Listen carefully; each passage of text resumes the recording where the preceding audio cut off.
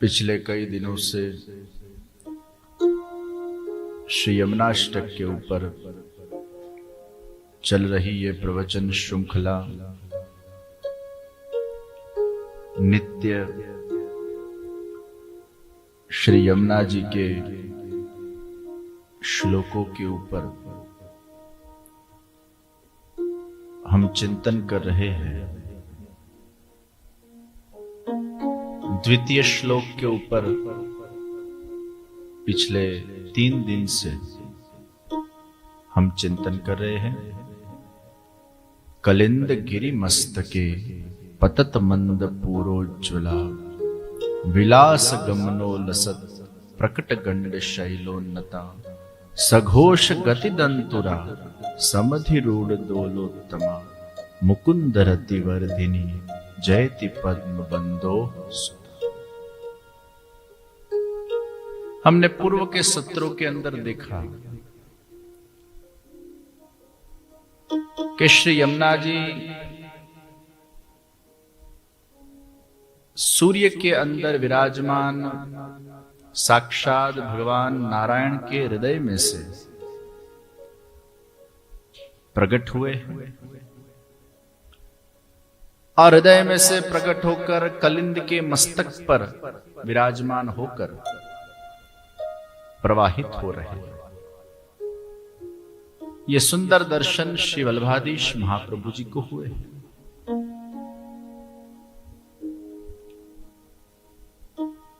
सूर्य के अंदर विराजमान नारायण और नारायण के हृदय में से प्रकट हो रहे श्री यमुना। ये एक अद्भुत ध्यान चित्र है और पूर्व के एकाध सत्र में हमने इस चित्र का ध्यान भी किया था। पुष्टि मार्ग के अंदर श्रीनाथ जी स्वयं जीव का वर्ण करते हैं, सिलेक्शन। महाप्रभु जी ब्रह्म संबंध करवाते हैं और फिर यमुना जी वो जीव को भक्ति में भाव का वर्धन करके सिद्ध करते हैं। मैंने कल कहा था कि गंगा जी शुद्धि करती है और यमुना जी सिद्धि करती है। गंगा जी पापों का नाश करके जीव को शुद्ध बनाते हैं और यमुना जी भक्ति प्रदान करके जीव को सिद्ध बनाते हैं। गंगा जी के स्नान का महत्व है, यमुना जी के पान का महत्व है, नर्मदा जी के दर्शन का महत्व है। गंगा जी ज्ञान शक्ति देते हैं, नर्मदा जी कर्म शक्ति देती है और यमुना जी भक्ति प्रदान करती है। जिसको कर्म में आगे बढ़ना हो और कर्म मार्ग के अंदर जिसको शक्ति चाहिए वो नर्मदा जी के तट पर अनुष्ठान करे, उनको कर्म में बल मिले और इसलिए नर्मदा जी नेतृत्व देती है, कर्म करने के अंदर शक्ति देती है। जिसको ज्ञान प्राप्त करना है तो गंगा जी के तट के ऊपर अनुष्ठान करे, चाहे कोई भी मंत्र का अनुष्ठान क्यों ना, उनके ज्ञान में अभिवृद्धि होगी। और जिनको भक्ति संपादित करनी है वो यमुना जी के तट के ऊपर अनुष्ठान करे, यमुनाष्टक का पाठ करे, श्री कृष्ण शरणम मम का जाप करे, तो यमुना जी भक्ति प्रदान करती है।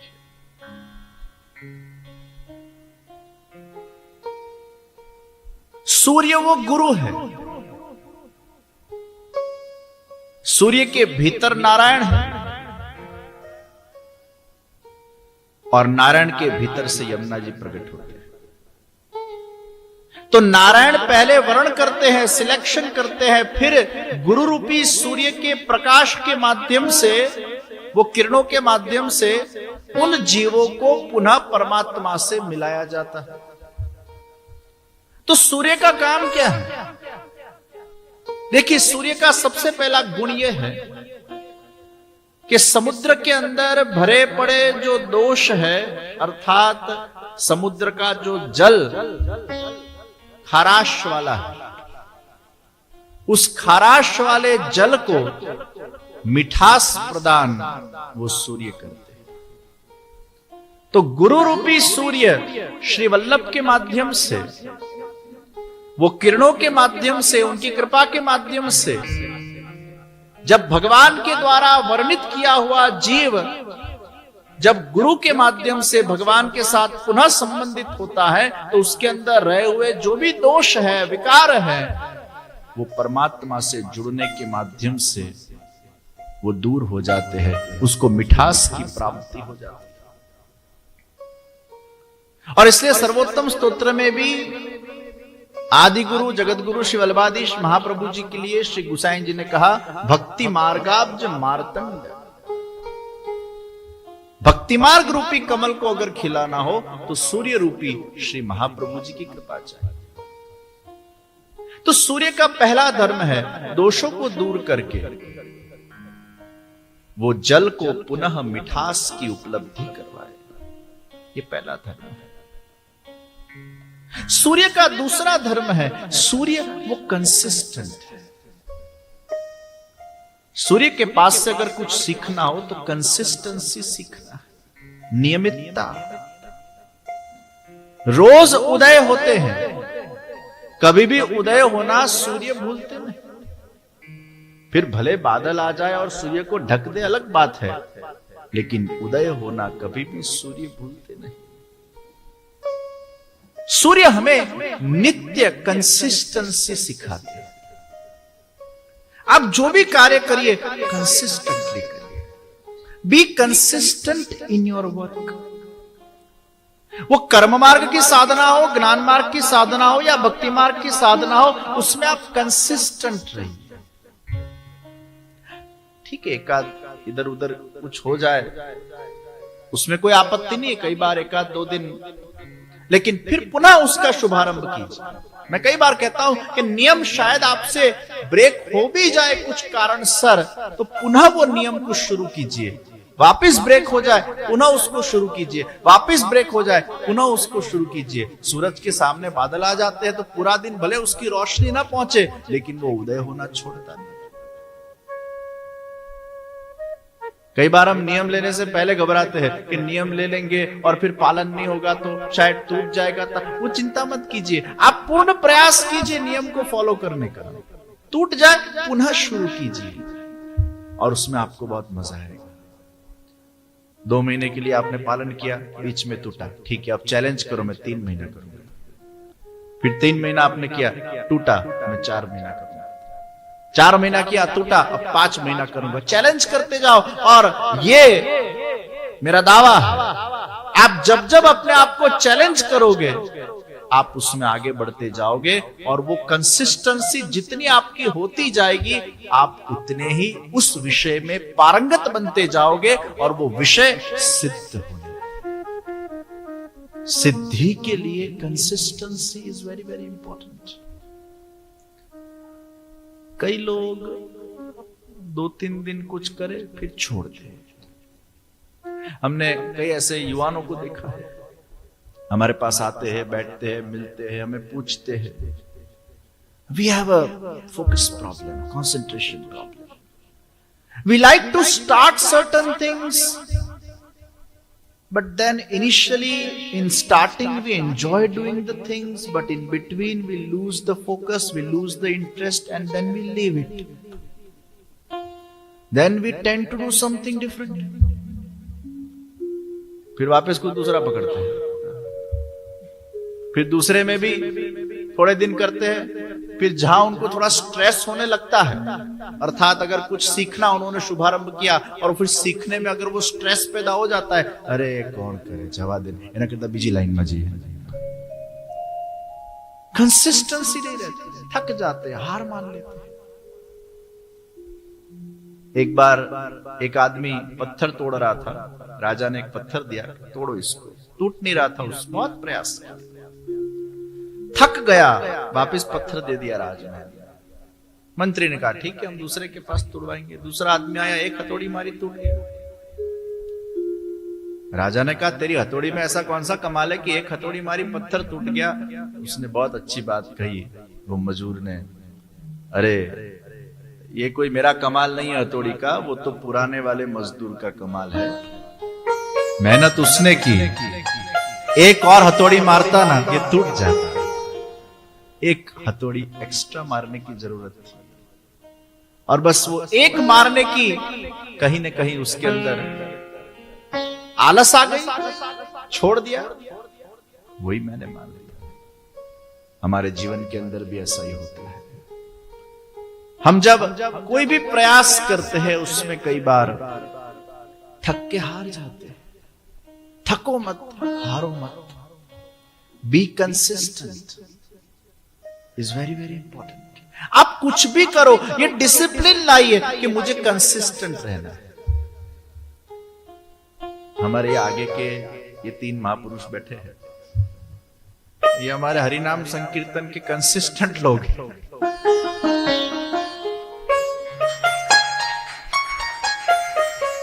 चाहे धूप पड़े, बारिश गिरे, कंसिस्टेंटली बैठते हैं। अब ये संकीर्तन इनको सिद्ध होने लगा, और ये मुझे कहते हैं कई बार कि हम लोग जब आंख बंद करते तो वो गुनगुनाते रहते हैं। आप ठाकुर जी की सेवा कीजिए, कंसिस्टेंटली कीजिए। आप फुलगर के अंदर ठाकुर जी की माला बनाइए, कंसिस्टेंटली बनाइए। हमारे फुलगर के कितने सारे बहन हैं, सुबह आते हैं, शाम कंसिस्टेंटली डेली। सुबह हो यानी उनको फिर ठाकुर जी याद आ जाते हैं, हमें माला बनानी है। उठने के साथ अभी तो वो बेड पर से उठे हो और उनको वो माला दिखने लगे, क्योंकि कंसिस्टेंटली उसका अभ्यास हुआ। अभ्यास है न तो कौनते वैराग्य न चक्रुह्यते। अभ्यास से बहुत फर्क पड़ता है। आप जब कीजिए कंसिस्टेंट। आप संडे सत्संग कर रहे हो, कंसिस्टेंट। आप जो भी करो, be consistent in what you are doing, और फिर आप उसका कमाल देखिए। अभ्यास से क्या कुछ नहीं होता। तो सूर्य का दूसरा धर्म है वो कंसिस्टेंट। सूर्य का तीसरा धर्म है मुरझे हुए कमल को वो खिला देता है। और इसलिए गुरु कहीं न कहीं हमारे शुष्क हृदय के अंदर, जैसे वो सूखा हुआ कुआं होता है जिसमें पानी ही नहीं है, वो सूखे हुए कुएं में पानी भरने का काम वो गुरु करते हैं। ये कुआं सूख गया, हमारा हृदय कितना शुष्क हो गया है, उसमें भाव ही पैदा नहीं होता है, प्रेम पैदा नहीं होता है। गुरु कृपा से भाव उसमें पैदा होता है, तो कमल खिलता है। और फिर जब वो कमल खिल जाए तब यमुना जी पधारती है, और फिर वो कमल को लेकर उसकी माला बनाकर ठाकुर जी के श्रीअंग तक उसको पहुंचा देती है। ये कार्य हमारे यमुना जी करते हैं। तो प्रभु तो खाली वर्ण करते हैं, सिलेक्शन। फिर गुरु कृपा से वो कमल खिलता है, और फिर यमुना जी उस कमल को सिद्ध करते हैं। गुरु कमल को शुद्ध करते हैं, यमुना जी कमल को सिद्ध करते हैं। कमल का शुद्धि क्या है? उसको खिलाना है। जब तक वो कमल खिलेगा नहीं, वो शुद्धि को प्राप्त नहीं होता। तो सूर्य के प्रकाश से कमल शुद्ध हुआ, यमुना जी ने उसको सिद्ध किया। इसलिए हमारे पुष्टि मार्ग में सिद्ध शब्द है। ठाकुर जी की सामग्री क्या की? सिद्ध की। कापू समारोह, हमारे यहां सिद्ध शब्द है। जो ठाकुर जी के लायक बनती है जो चीज, उसको सिद्ध बोलते हैं। आप बाहर से शाक भाजी लाए, भले अशुद्ध है, फिर घर में लाके आपने उसको धोया और फिर आपने उसको समारा, यानी वो सिद्ध हो गया। अब ठाकुर जी के लायक बना। जो ठाकुर जी के लायक हो जाए उसको हम सिद्ध बोलते हैं। इसलिए यमुना जी वो ठाकुर जी के लायक उस जीव को बनाते हैं, इसलिए उनको सिद्ध बोलते हैं। गंगा जी शुद्ध करते हैं, यमुना जी सिद्ध करते हैं।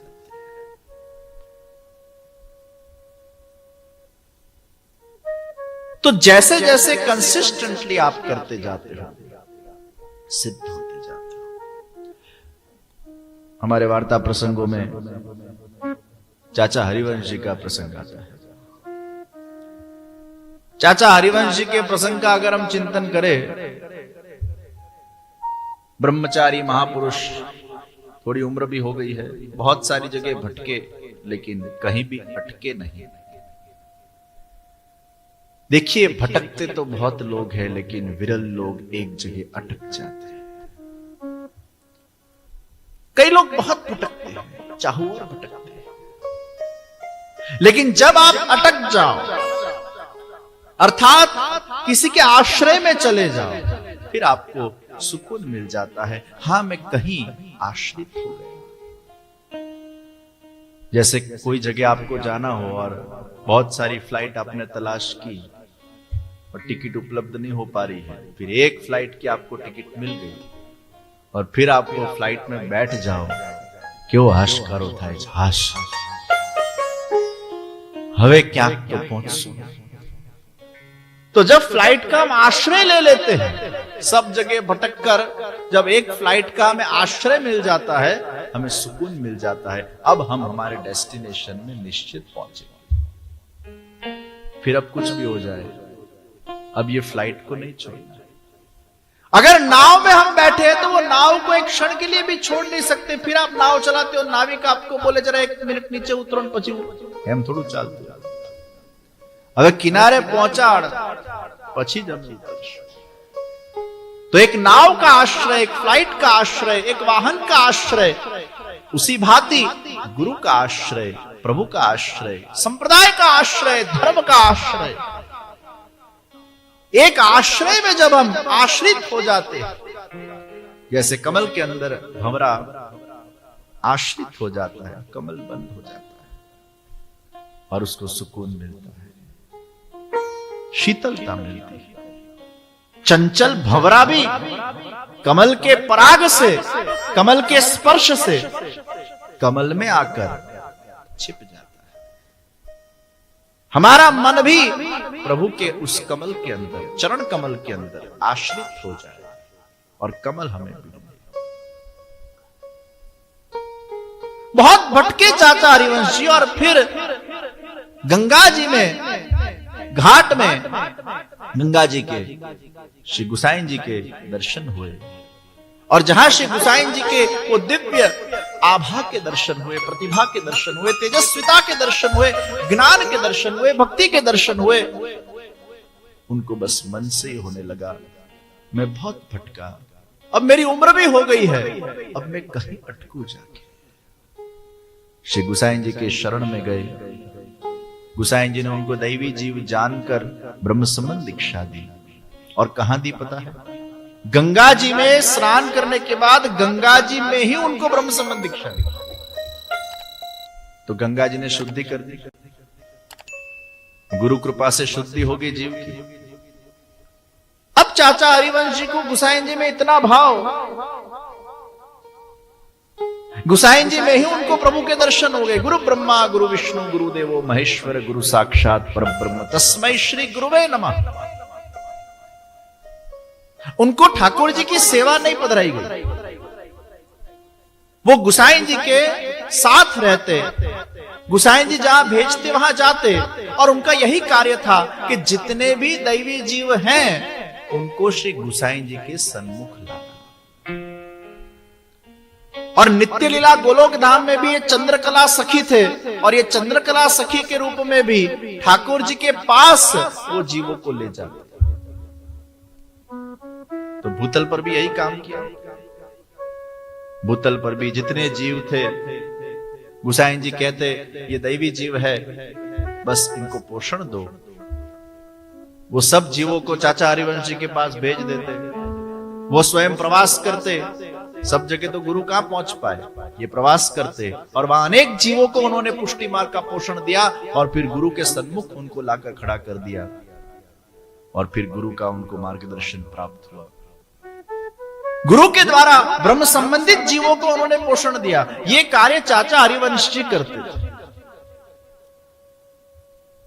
संप्रदाय के अंदर संप्रदाय के दैवी जीवों को पोषण देने का कार्य। ठाकुर जी की सेवा वो नहीं करते थे, लेकिन केवल गुरु कार्य, गुरु सेवा, संप्रदाय की सेवा, संप्रदाय का प्रचार और उनके मन में, हृदय में, वाणी में, रोम रोम में श्री कृष्ण शरणम मम, ये महामंत्र उससे। मैं जो कंसिस्टेंसी की बात कर रहा हूं, ये कंसिस्टेंसी। एक बार चाचा हरिवंश जी यमुना जी के किनारे के ऊपर खड़े थे और सामग्री पहुंचानी थी। श्री जी द्वार देरी हो रही थी, कोई नाव उपलब्ध नहीं थी। उनके साथ एक सेवक था, तो उन्होंने वो सेवक को कहा, देख भाई, मैं श्री कृष्ण शरणम मम बोलता बोलता यमुना जी के ऊपर चलूंगा, तू मेरे पीछे पीछे चल। और सचमुच श्री कृष्ण शरणम मम बोलते बोलते चलते गए, डूबे नहीं, पीछे पीछे वो भी डूबा नहीं। वो पीछे वाले को लगा तो बहुत इजी है, ओवरटेक करने गया। श्री कृष्ण शरणम मम बोली ने तो क्या वांधो छे, क्या डूबाई छे। हाँ, मंत्र में तो बहुत शक्ति है। और ओवरटेक करने गया और डूबा। चाचा हरिवंश जी ने उसका हाथ पकड़ा, भले आदमी, मुझे कहा था पीछे चलने को, ओवरटेक क्यों करने गया। लेकिन मुझे लगा ये तो बहुत इजी मामला है। आजकल दुनिया में हर एक व्यक्ति शॉर्टकट ढूंढता है। इंस्टेंट रिलीफ किससे होता है? Instant relief. आज दुख आया यानी उसका इंस्टेंट रिलीफ किससे होगा? और इसलिए एलोपैथी इंस्टेंट रिलीफ दे देता है।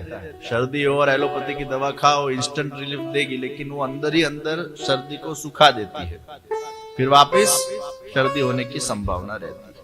आयुर्वेद में थोड़ा देर लगता है, लेकिन सर्दी को जड़मूल में से वो निकालता है। आयुर्वेदिक उपचार फिर कोई करता नहीं, उनको इंस्टेंट रिलीफ चाहिए। हर एक व्यक्ति शॉर्टकट देखता है और हम कई बार शॉर्टकट के अंदर अपने धैर्य को गंवा बैठते हैं। थोड़ा धैर्य रखिए। जीवन में अगर दुख आया, कोई ऐसी आफत आ गई, विपत्ति आ गई, और उस वक्त आपको बहकाने वाले बहुत लोग आ जाएंगे। अरे ये जगह पे जाओ तुम्हारा काम हो जाएगा, वो जगह पे जाओ तुम्हारा काम हो जाएगा, जल्दी इनकी मानता ले लो तुम्हारा काम हो जाएगा, यहां तुम माथा टेक के आओ तुम्हारा काम हो जाएगा, ये दोहरा पहन लो, ये मंत्र कर लो तुम्हारा काम हो जाएगा। बहुत सारे लोग बहकाने आएंगे। अरे हम इस जगह पर गए थे ना, हमारा काम हो गया था, तुम भी वहां जाओ तुम्हारा काम हो जाएगा। बहुत सारे लोग आ जाएंगे। लेकिन ऐसे समय के अंदर हम हमारा आश्रय स्थान न छोड़े। जो कमल में हमने अपने मन को आश्रित किया है, जो धर्म संप्रदाय गुरु या ईश्वर के हम आश्रय में हैं, वो स्थान को हम न छोड़ें। फ्लाइट में कितने भी बम्स आ जाए, कितना भी ऐसा उतार चढ़ाव आ जाए, फ्लाइट का आश्रय नहीं छोड़ सकते। हमने जहां अपने मन को आश्रित किया है, आप वहीं धैर्य पूर्वक उसी का आश्रय रखिए, आजीवन आश्रय रखिए। सांस जब तक चले तब तक आश्रय रखिए। अपने इष्ट देव पर पूर्ण विश्वास रखिए, उसका नाम जाप कीजिए, गुरु के आशीर्वाद प्राप्त कीजिए और फिर धैर्य रखिए। आज के आज मुझे सिद्धि प्राप्त हो जाए या मेरा दुख का निवारण हो जाए, ऐसी कोई दवा दुनिया में बनी नहीं है। तुझे कहा था पीछे पीछे चल, तू ओवरटेक करने क्यों गया? मुझे लगा ये बहुत इजी है, फिर कहा वापस चल पीछे पीछे। किनारे तक पहुंचे, सामग्री वहां पधराई। दूसरे दिन गुसाइन जी के पास ये सेवक गया कि मैंने चमत्कार देखा, चाचा हरिवंश जी श्री कृष्ण शरणम मम बोलते जाते हैं, मैं उनके पीछे पीछे गया, मुझे कुछ नहीं हुआ, और जहां मैं ओवरटेक करने गया मैं डूब गया। ये चाचा हरिवंश जी को ये सिद्धि कैसे प्राप्त? तो क्या अष्टाक्षर मंत्र में ये शक्ति नहीं है कि कोई भी बोले और चल सके ऐसा। तब गोसाई जी ने कहा कि अष्टाक्षर मंत्र को जब हम बारंबार करते हैं, कंसिस्टेंटली करते हैं, नित्य करते हैं, और वो अष्टाक्षर मंत्र जब हमें आत्मसात हो जाता है, तब भगवत कृपा से, यमुना जी की कृपा से वो सिद्ध हो जाता है। सेवक को कहा, जाओ चाचा जी के घर पे जाकर देखो। वो चाचा जी सो रहे थे, और जब वो सेवक ने देखा, उनके रोम रोम में से श्री कृष्ण शरणम मम मंत्र निकल रहे थे। अष्टाक्षर मंत्र रोम रोम से।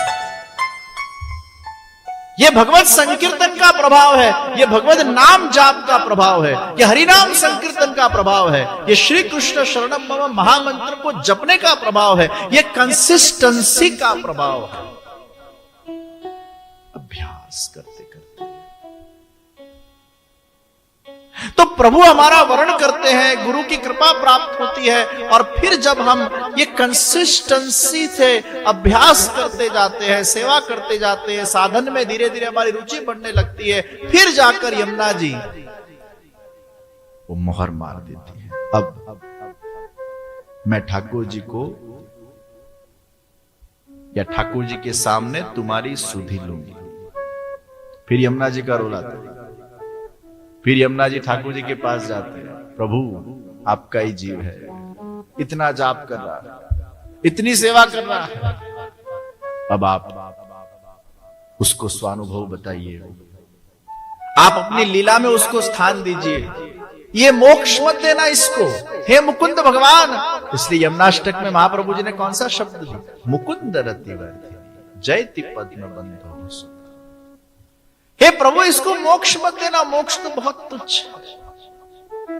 एक सागर का बिंदु सागर में मिल जाए उसको मोक्ष बोलते हैं, उसमें हमारा एग्जिस्टेंस समाप्त हो जाता है, इसको मोक्ष मत देना। हे मुकुंद प्रभु, मुकुंद रतिवर्धिनी, मुकुंदस्य भगवतः स्वामिनीषु रतिवर्धिनी, ये मुकुंद रतिवर्धिनी टीकाओं में प्राप्त हुआ। भगवान मुकुंद के अंदर व्रज गोपिकाएं, व्रज स्वामिनी के प्रति रति बढ़ाने के लिए श्री यमुना जी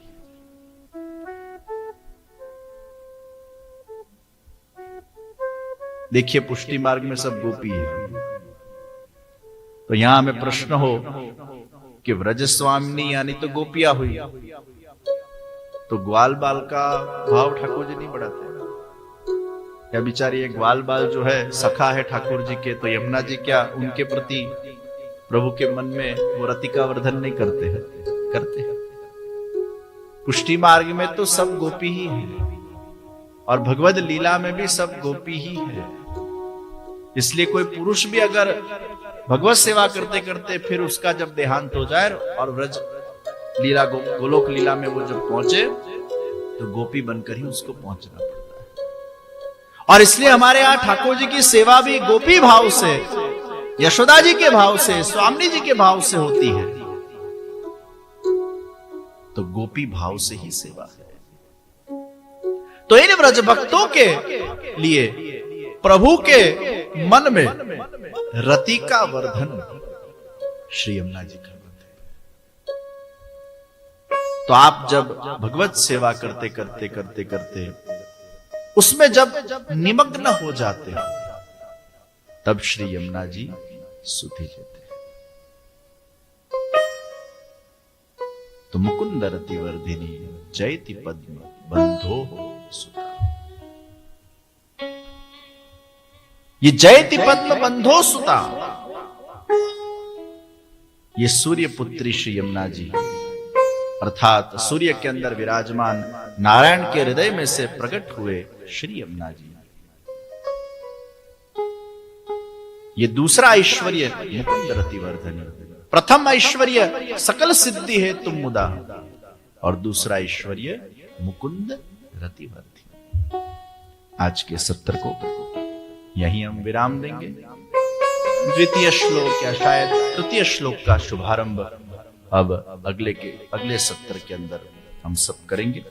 विशेष आज के दिन कुछ न कहते हुए बोलो श्री कृष्ण कन्हैया लाल की, श्री वल्लभाधीश की, श्री गिरिराज धरण की, श्री यमुने महारानी की, श्रीनाथ जी प्यारे की, श्री बाल कृष्ण लाल की, श्री राधे